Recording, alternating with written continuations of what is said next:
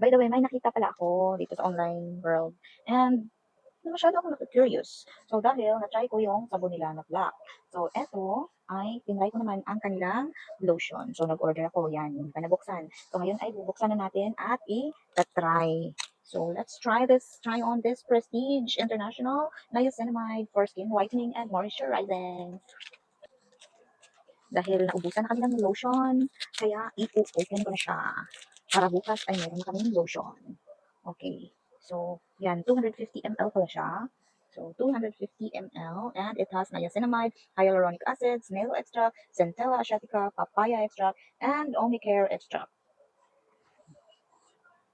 So, this is enriched with yung mga ingredients na sinasabi. And the direction for use, apply all over your body, especially on exposed areas, arms, legs, elbows, knees. Use day and night for best results. Use Prestige Kojic soap before applying luxury niacinamide lotion. So, by the way, yung gamit ko ngayon na sabon ay yung kanilang Prestige Niacinamide, yung black na sabon nila. So, yung Kojic ko ay hindi ko pa nagagamit.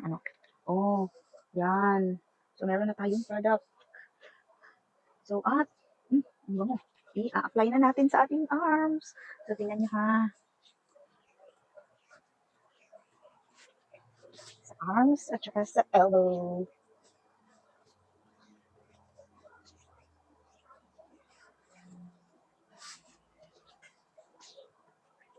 So, ikukumpara natin yung dalawa.